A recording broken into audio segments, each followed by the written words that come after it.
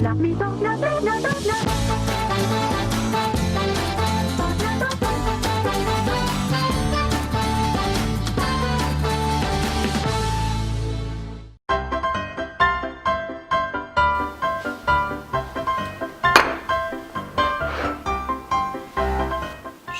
это?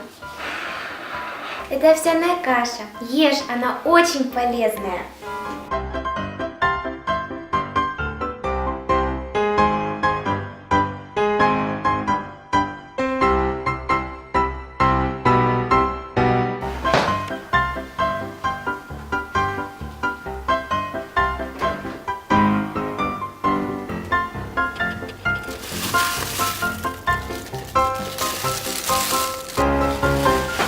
Ты что, собрался колбасу есть? Знаешь, сколько в ней холестерина? Иди за стол.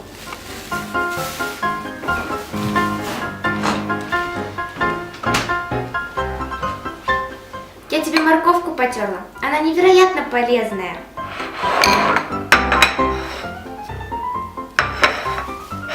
Сахаром? Ты с ума сошел? Сахар – это сладкая смерть.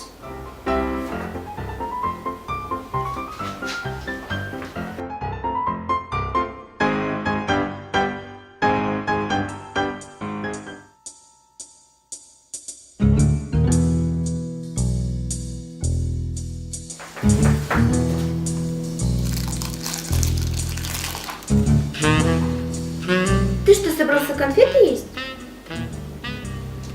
Хочешь без зубов остаться? Я тебе салат из капусты сделала. Знаешь, какая она полезная?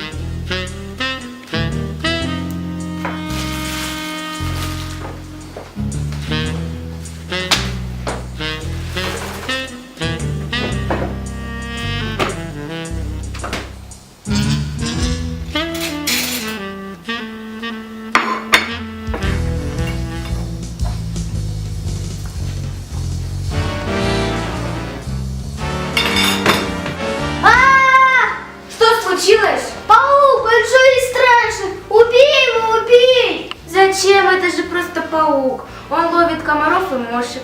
Он очень полезный. Полезный? Я съем овсянку, капусту, морковку, но можно я не буду паука есть?